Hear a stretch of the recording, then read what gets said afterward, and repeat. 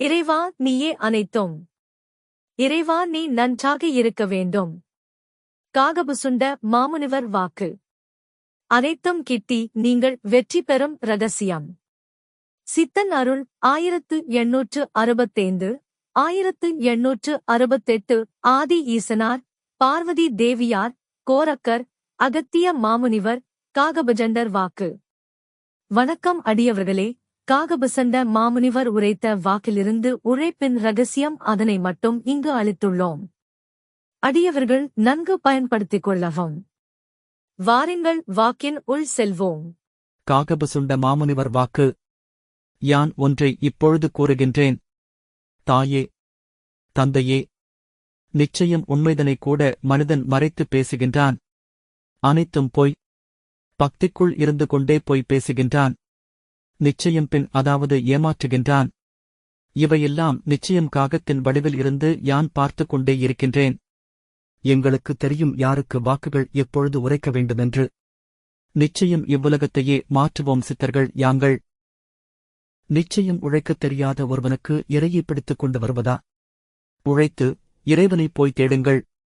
நிச்சயம் கொடுப்பான். உழைக்காத வகையில் நிச்சயம் இறைவனை தேடி செல்வதாம். நிச்சயம் ஒரு நாளைக்கு எத்தனை மணித்துளிகள் என்பதெல்லாம் நீங்கள் அறிவீர்கள்.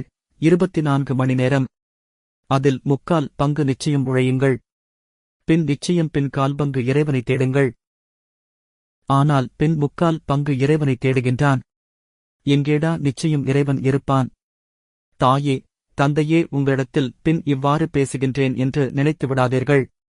நிச்சயம் மனிதனை திருத்துவதற்காகவே. அதாவது ஒழுங்காக மனைவியையும் காப்பதில்லை. நிச்சயம் வேலைக்கும் செல்வதில்லை. நிச்சயம் தாய் தந்தையரையும் நிச்சயம் கவனிப்பதில்லை. ஆனால் இறைவனிடத்தில் சென்று விடுகின்றான் முதலில், பின் நிச்சயம் இறைவன் தருவான் என்று. அதாவது ஈசனாரே நீங்கள் தருவீர்கள் என்று. எப்படி?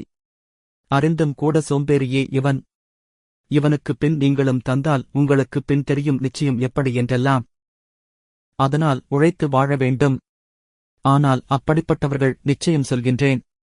நிச்சயம் தாயே, தந்தையே, பின் அகத்தியனே, அறிந்தும் பின் கோரக்கனையே, நிச்சயம் அறிந்தும் கூட பின் ஞானம் அதாவது பிள்ளையோனே, நீங்கள் அனைவருமே இருக்கின்றீர்கள். நிச்சயம் பின் உழைக்கத் தெரியாத ஒருவனுக்கு பின் நிச்சயம் இறை பலங்கள் இல்லை. அதாவது உங்கள் பலமும் இல்லை. இங்கிருந்தே யான் தெரியப்படுத்துகின்றேன். உழைத்து வாருங்கள். நிச்சயம் பின் யாங்களே அழகாக தூக்கிக் கொண்டு உலகம் எங்கும் வழிநடத்துகின்றோம். உழைக்கத் தெரியாதவனுக்கு சோம்பேறித்தனமாக இறை சக்தியை பிடிப்பவன் எல்லாம் சோம்பேறியாகத்தான் இருக்கின்றான். வேலைக்கு செல்வதில்லை. நிச்சயம் பிள்ளைகளையும் பார்ப்பதில்லை. ஏதோ பட்டை தீட்டிக்கொண்டு ருத்ராட்சத்தை அணிந்து கொண்டு திரிந்து கொண்டிருக்கின்றான். இறைவன் கொடுப்பான் கொடுப்பான் என்று. அடடா, நிச்சயம் இறைவன் கொடுப்பதில்லை. அதாவது கொடுப்பான் அனைத்தும் நிச்சயம் எதுவுமே தேவையில்லை என்று நீ முதலிலே கேட்டிருக்க வேண்டும். அதாவது 15, 16 வயது நிலை எந்தனுக்கு எதுவும் தேவையில்லை, இறைவன்தான் வேண்டுமென்று நிச்சயம் உட்கார்ந்தால் அப்போது இறைவன் அனைத்தும் கொடுப்பான்.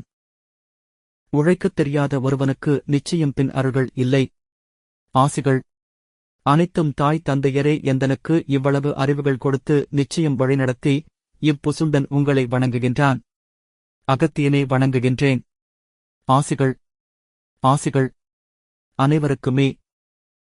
காகபுசுண்ட மாமுனிவர் வாக்கு விளக்கம். வணக்கம் அடியவர்களே. காகபுசுண்ட மாமுனிவர் உரைத்த வாக்கில் ஒரு நாளைக்கு 3/4 பங்கு நிச்சயம் நாம் கடினமாக உழைக்க வேண்டாம். நிச்சயம் 1/4 பங்கு மட்டுமே இறைவனை தேட வேண்டும் என்று உரைத்துள்ளார்கள். சித்தன் அருள் 1868. மேலும் ஆதி ஈசனார் தனது வாக்கில் என்னை யான் வணங்கச் சொல்வதும் இல்லை, ஒரு காலமும் இல்லை என்று உரைத்துள்ளார்கள். சித்தன் அருள் 1865. நாம் அனைவரையும் நிச்சயம் காகத்தின் வடிவில் இருந்து காகபுசுண்ட மாமுனிவர் பார்த்து கொண்டே இருக்கின்றேன் என்று உரைத்துள்ளார்கள். ஆனால் மனிதர்கள் 3/4 பங்கு இறைவனை தேடுகின்றான். எங்கேடா நிச்சயம் இறைவன் இருப்பான் என்றுரைத்துள்ளார்கள். முழு நேரமாக இறைவனை தேடுவதால் பலர் ஒழுங்காக மனைவியையும் காப்பதில்லை. நிச்சயம் வேலைக்கும் செல்வதில்லை. நிச்சயம் தாய் தந்தையரையும் நிச்சயம் கவனிப்பதில்லை. ஆனால் இறைவனிடத்தில் சென்று விடுகின்றார்கள். நிச்சயம் இறைவன் அதாவது ஈசனார் அனைத்தும் தருவார் என்று. எப்படி இறை அருள்கள் கிட்டும் என்று கோபமாக கேட்டுள்ளார்கள். மேலும் குடும்பத்தை பார்க்காமல் இறைவனை தேடுவதால் வாழ்வில் உழைக்கத் தெரியாத ஒருவருக்கு நிச்சயம் பெண் அருள்கள் இல்லை என்று உரைத்துள்ளார்கள். எனவே கடுமையாக வாழ்வில் உழையுங்கள். இறைவன் உங்களுக்கு தனது அருளை வாரி வழங்குவார். நீங்கள் கேட்காமலேயே உங்களின் உழைப்பே உங்களுக்கு உயர்வு தரும். அன்புடன் அகத்திய மாமுனிவர் ஆசி வாக்குகள் தொடரும். ஓம் அன்னை ஸ்ரீ லோபாமுத்ரா உடனுரை தந்தை அகத்திய மாமுனிவர் திருவடிகளில் சமர்ப்பணம். சர்வம் சிவார்ப்பணம்.